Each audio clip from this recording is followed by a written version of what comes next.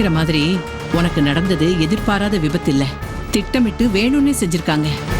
உன் ஆட்டோ மேல வந்து இடிச்சாங்களே, அவங்க எங்க வேலை செய்யறாங்க தெரியுமா? பிரபுவோட கம்பெனில.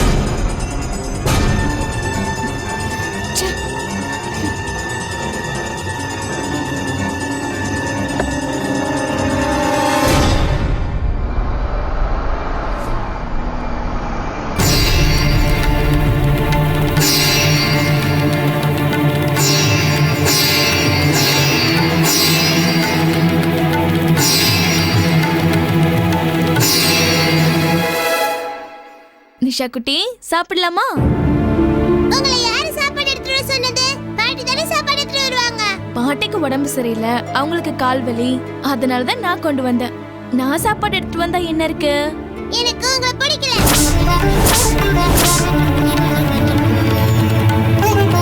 சரி, நாளையில இருந்து பாட்டியை சாப்பாடு எடுத்து வர சொல்றேன். இன்னைக்கு நான் ஊட்டி விடுறேன்.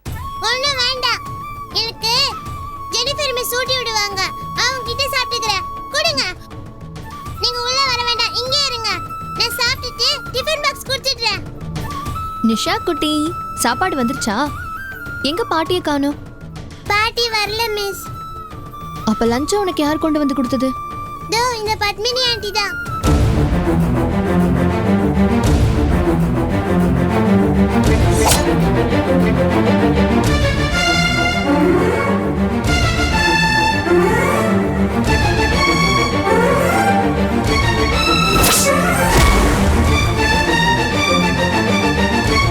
நாம அன்னைக்கு ஸ்போர்ட்ஸ் டேல கலந்துக்கிட்டோம்ல, அன்னைக்கு கூட எங்க அப்பா கல்யாணத்துக்கு போறேன்னு போனாரே. கல்யாணத்துக்கு போனவரு இவங்களை கல்யாணம் பண்ணிட்டு வந்துட்டாரு மிஸ்.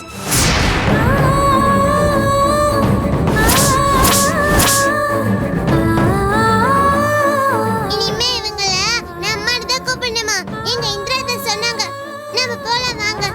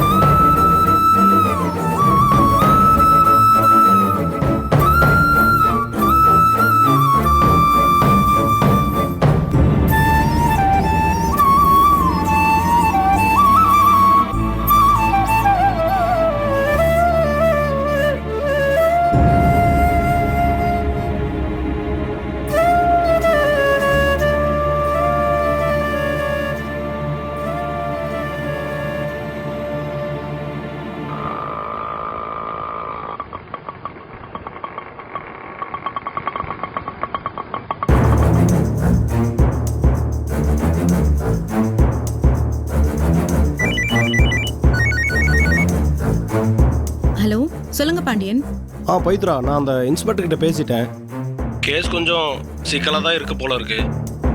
இந்த மாதிரி கேஸ் எல்லாம் ரொம்ப தீவிரமாக கண்காணிக்க சொல்லி டிபார்ட்மெண்ட்டில் ஆர்டர் போட்டிருக்காங்க. ஒரு 10 நாளைக்கு முன்னாடி தான் இதே மாதிரி கேஸை நான் அட்டன் பண்ணேன். நீங்கள் எதுக்கும் உங்கள் அன்னிக்கிட்ட என்ன நடந்ததுன்னு கேளுங்க, அதுக்கப்புறம் என்ன பண்ணலான்னு பார்க்கலாம். பவித்ரா, நீங்கள் பேசிட்டு என்கிட்ட சொல்லுங்கள். சரிங்க பாண்டியன். ஓகே பவித்ரா, பாய். வாங்க.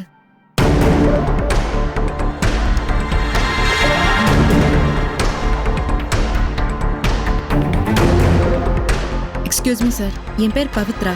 இன்ஸ்பெக்டர் பாண்டியன் அனுப்புனாரு. ஆமா சார், எனக்கு ஃபோன் பண்ணியிருந்தாரு. சார், உங்க கஸ்டடியில இருக்கிறவங்க என்னோட அண்ணி தான். அவங்கள நான் கொஞ்சம் பார்க்கணும். நீங்க சார் போய் பாருங்க. Thank you sir. சுபா எந்த தப்பும் பண்ணிருக்க மாட்டா சார். அண்ணன், அவளை நீ தயவு செய்து கவலைப்படாத. அதான் நான் வந்துட்டேன்ல, நான் பாத்துக்கிறேன்.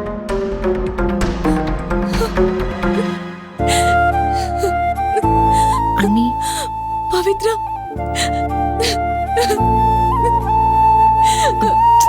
அண்ணி அழாதீங்க அண்ணி. இப்ப அழுத என்ன பிரயோஜனம்? பணம் பணம்னு பேய அலைஞ்ச என்ன இப்ப அது எங்க கொண்டு வந்து விட்டுருக்கு பாத்தியா? புள்ளைய மறந்து புருஷனை மறந்து எவ்வளவு கேவலமா நடந்துகிட்டேன். எனக்கு இந்த தண்டனை தேவைதான் பவித்ரா. அண்ணி, அண்ணி, என்ன இது முட்டாள்தனம்? தயவு செஞ்சு நடந்தது என்னன்னு சொல்லுங்க. அப்பதான் இந்த கேஸ்ல இருந்து உங்களை விடுதலை பண்ண முடியும். இந்திரா தான் அங்க வேலை இருக்குன்னு சொன்னா, ஆனா நான் தான் வேலை வேணும்னு கேட்டேன். உங்க வாழ்க்கைக்கு வழி சொல்றேனா, உங்க வேலைக்கு வழி சொல்ல மாட்டேனா? நாளைக்கு காலையில உங்க சர்டிபிகேட்லாம் எடுத்துட்டு என்ன வந்து பாருங்க. வேலை எங்க? என்ன சம்பளம்? என்ன வேலை? அதெல்லாம் காலையில சொல்றேன். ஆரம்பத்துல எனக்கு அங்க சாதாரண வேலை தான் கொடுத்தாங்க. என்னோட சின்சியாரிட்டியை பார்த்து அந்த எம்டி எனக்கு ஜிஎம் போஸ்ட் கொடுத்தாரு. முதல்ல உட்காருங்க சுபா. சார், அது ஜிஎம் சீட்டு. எஸ், நேத்து வரைக்கும் இந்த போஸ்டிங் வேற ஒருத்தருக்கு சொந்தமா இருந்தது. இன்னையில இருந்து இது உங்களுக்கு தான் சொந்தம். எல்லாரும் டயத்துக்கு போனதுக்கு பின்னாடி கூட இருந்து வேலையை முடிச்சிட்டு போறது, போட்டுக்கிற ட்ரெஸ்ல டீசெண்டா இருக்கிறது, உங்க பேச்சில் இருக்கிற கண்ணியம், இது எல்லாத்தையும் நான் நோட் பண்ணி மேலிடத்துக்கு தெரியப்படுத்தினேன். அதுக்கான பிரதிபலன் தான் உங்களுக்கு இந்த ஜிஎம் போஸ்டிங் கிடைச்சிருக்கு. சாதாரண வேலையில இருந்த எனக்கு ஜிஎம் போஸ்டிங் கொடுத்ததும் நான் எல்லாத்தையும் மறந்துட்டேன். பத்மினி கல்யாணம் முடிஞ்சு வீட்டுக்கு வந்தப்போ எம்டி கிட்ட இருந்து எனக்கு போன் வந்தது. என்ன அவர் பங்களாக்கு வர சொன்னாரு. நானும் அவரோட பங்களாக்கு போனேன். போன இடத்துல சுபா, நீங்க எவ்வளவுதான் கடுமையா உழைச்சாலும் என்ன சம்பாதிச்சிட போறீங்க? அதனால பெண் குழந்தைய வச்சு கஷ்டப்படுற உங்களுக்கு பணம், கார், பங்களா எல்லாமே கொடுக்கலான் இருக்கேன். நீ உன்னை கொடுத்தா இது அத்தனையும் உனக்கு கிடைக்கும்.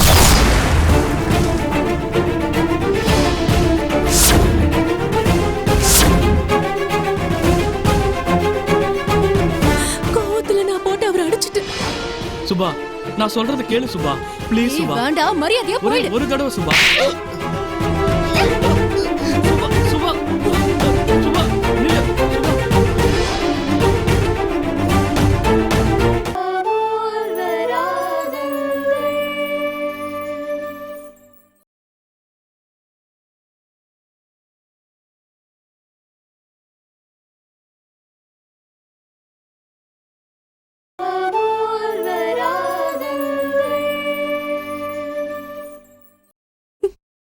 கோவத்துல நான் போட்டு அவரை அடிச்சிட்டு.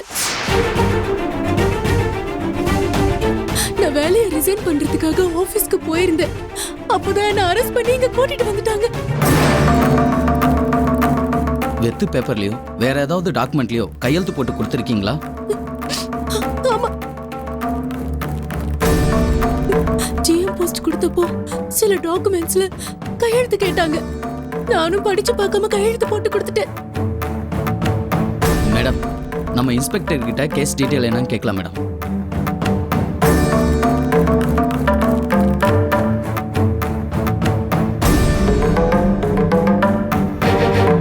சார், இந்த கேஸோட டீட்டெயில் என்னன்னு சொல்ல முடியுமா? சார், இவங்க கம்பெனியில தயார் பண்ண எல்லா மருந்து மாத்திரையும் குழந்தைங்க சாப்பிட்ற மருந்துங்க. எக்ஸ்பைரி ஆன மருந்துகளை ரீசீல் பண்ணி மருந்து கடைகளுக்கு சப்ளை பண்ணியிருக்காங்க. அதுக்கான ஆதாரம் தான் இது. கொடுங்க பார்க்கலாம். இவங்களோட பர்மிஷன்ல தான் இந்த தப்பே நடந்திருக்கு. கையெழுத்து போட்டிருக்காங்க பாருங்க சார், இவங்களோடது.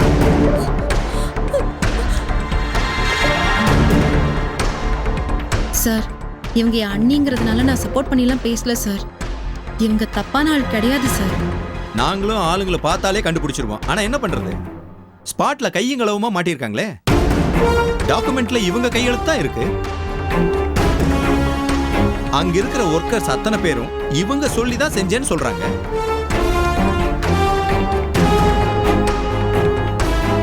அதுக்கப்புறமும் நான் என்ன பண்ண முடியும்? பாண்டியன் சார் கிட்ட சொன்னனே. ஆமா, அவர் சொன்னாரு. இவங்க எம்டி வேற தலைமறைவா இருக்காரு, வேற வழியே இல்ல. நீங்க கோர்ட்ல தான் மேடம் பாத்துக்கணும்.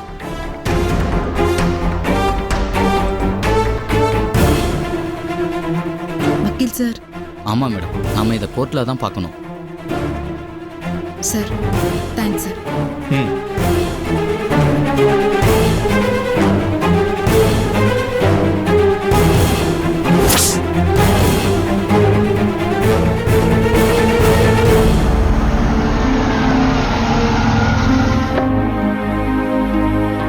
என்னாச்சு பவித்ரா? கேஸ் ரொம்ப ஸ்ட்ராங்கா இருக்கான். ஒன்றும் பண்ண முடியாதுன்னு சொல்லிட்டாரு. எதுவா இருந்தாலும் கோர்ட்ல மூவ் பண்ணுங்கன்னு சொல்லிட்டாரு. என்ன இந்திரா இப்படி பண்ணிட்டீங்களே? நீங்க பண்ண காரியத்தால இப்ப என்னென்ன ஆச்சு தெரியுமா? நான் என்ன பண்ணுவேன்? வேலை வேணும்னு கேட்டாங்க, தெரிஞ்ச இடத்துல விசாரிச்சு பார்த்தேன். அந்த மருந்து கம்பெனில வேலை இருக்குன்னு தெரிஞ்சு அந்த எம்டி கிட்ட பேசினேன். நம்பிக்கையான ஆள் இருந்தா சொல்லுங்கன்னு சொன்னாரு. அதான் அவங்க கிட்ட சொன்னேன், அவ்வளவுதான். சரி, அந்த எம்டியோட நம்பர் கொடுங்க.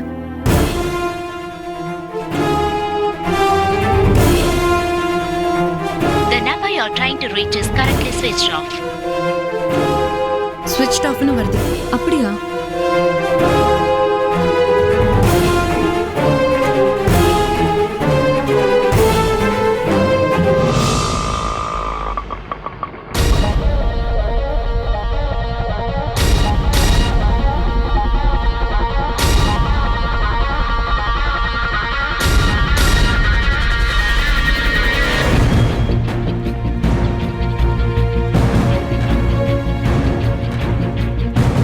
அறிவில்ல உங்களுக்கு? அடுத்த உங்க வீட்டுக்குள்ள நுழையறதுக்கு முன்னாடி உள்ள வரலாமான்னு கேட்டுட்டு நுழையணுங்கிற நாகரிகம் கூட கிடையாதா உங்களுக்கு? இத உன் வீட்டுல உள்ள கண்ணாடியை பார்த்து கேளு. இந்த வார்த்தைய உன்னை பார்த்து தெய்வம் கேட்டிருக்கணும். ஒண்ட வந்த பிடாரிய ஊர் பிடாரி விரட்டுச்சான். அந்த கதையாவில் இருக்கு நீ சொல்றது. இந்த சொத்துக்கு உரிமையானவங்களை பார்த்து நீ கேட்குற. இங்க பாரு, உனக்கு பிடிச்சதையெல்லாம் விதவிதமா சமைச்சு சாப்பிட்டுக்க. பின்னாடி உனக்கு சாப்பாடு கிடைக்குமானே தெரியாது. என் வாழ்க்கையை அழிச்சு என்னையும் அழிக்க பார்த்தேன். அந்த ஆண்டவன் என்னை காப்பாத்திட்டாரு. என் பொண்ணு வாழ்க்கையை அழிக்க நீ அனுப்பினியே, அவளே என் பொண்ணு வாழ்க்கையை காப்பாத்தி கொடுத்துட்டா. என்ன இருந்தாலும் செகண்ட் ஹேண்ட் தானே. அத நீ சொல்றியா மஞ்சு? நீ ஆண்டு அனுபவிச்சுக்கிட்டு இருக்கியே இந்த சொத்து, இதுக்கு உண்மையான வாரிசு என் பொண்ணுதான். அதை கொடுங்க சார். இந்தாங்கம்மா. இது என்ன தெரியுமா? என் மாமனார் எழுதி வச்ச உயில்.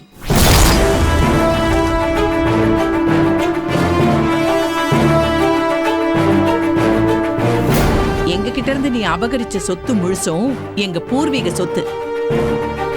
அதை என் புருஷன் அனுபவிக்கலாமே தவிர அடமான வைக்கவோ விற்கவோ முடியாது.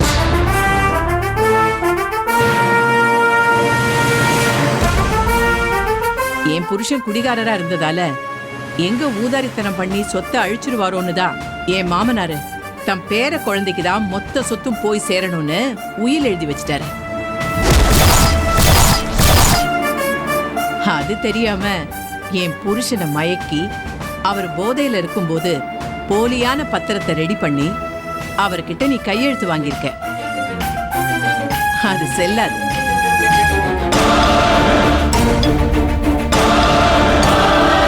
நாளைக்கு இந்த கேஸ் கோர்ட்டுக்கு வர்றப்போ அத்தனை சொத்தும் என் பொண்ணு பேருக்கு மாறிடும்.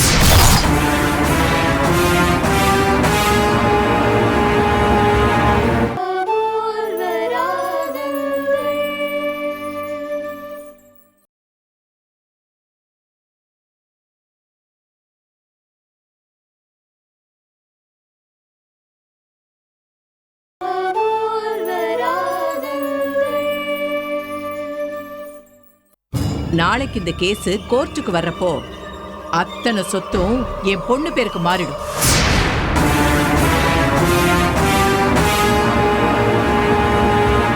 மஞ்சு, என்ன ஷாக் அடிச்ச மாதிரி இருக்கா? நீ நடு ரோட்ல நிக்க போற. உன்னுடைய பழைய வாழ்க்கைக்கு தயாராயிரு. ஏற்கனவே வாழ்ந்த வாழ்க்கை தான். என் தெய்வம் பட்ட கஷ்டத்துக்கெல்லாம் கூடிய சீக்கிரமே விடிவு காலம் பிறக்க போகுது. எங்க அப்பா அம்மா கூட வாழ்ந்தப்பவும் சரி, என் புருஷனோட வாழ்ந்தப்பவும் சரி, நான் பணம் காசுக்கோ சொத்து பத்துக்கோ ஆசைப்பட்டது கிடையாது. அதனாலதான் என் சொத்துக்கு நீ ஆசைப்பட்டப்ப கூட போனா போகுதுன்னு விட்டு கொடுத்துட்டு இத்தனை வருஷமா நான் ஒதுங்கி இருந்தேன். எப்போ என் பொண்ணு வாழ்க்கையும் சேர்த்து அழிக்கணும்னு நீ நினைச்சியோ அப்பவே நான் முடிவு பண்ணிட்டேன். உன்ன மாதிரி பணத்தாசை பிடிச்ச பேயெல்லாம் விட்டு வைக்கிறதே மகா பாவம். வேணான்னு தூக்கி போட்ட பத்திரத்தை தூசி தட்டி எடுத்து வச்சிருக்கேன். சீக்கிரமே இந்த உயிலுக்கு உயிர் கொடுக்க போறேன். வாசாத்தையா போலாம்.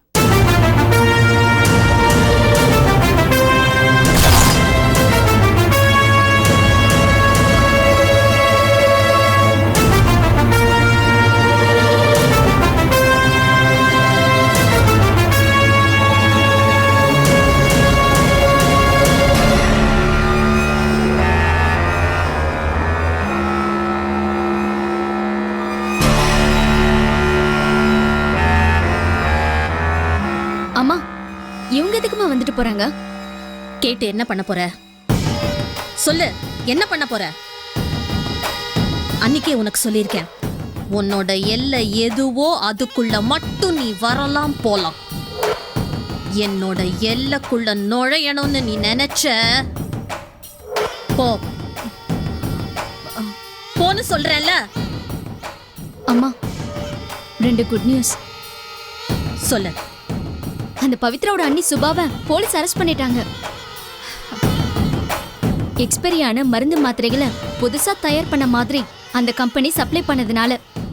எனக்கு இது தேவையில்லாத விஷயம். யாரு என்ன தப்பு பண்ணா எனக்கு என்ன? யார போலீஸ் அரெஸ்ட் பண்ணா எனக்கு என்ன? அடுத்தது, அடுத்த இயரிங் வரும்போது நம்ம பிரபு சாருக்கு நிச்சயமா ஜாமீன் வாங்கலான்னு நம்ம வக்கீல் சொன்னாரு.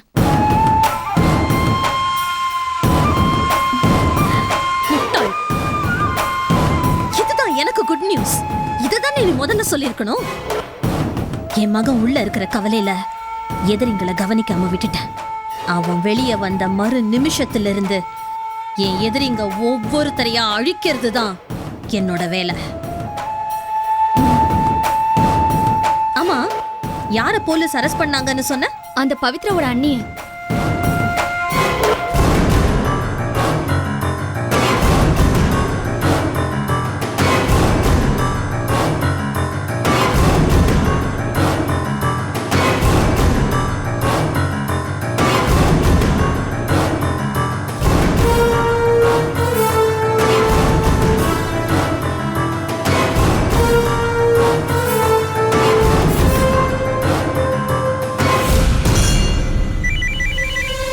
அம்மா வணக்கம்மா. நீங்க ஒன்றும் கவலைப்படாதீங்கம்மா, நல்லபடியா முடிச்சிடலாமா? எல்லாம் தெரியும். நான் இப்ப அதுக்காக ஃபோன் பண்ணல. நான் சொல்றத மட்டும் கவனமா கேட்டுக்கோங்க. சரிங்கம்மா.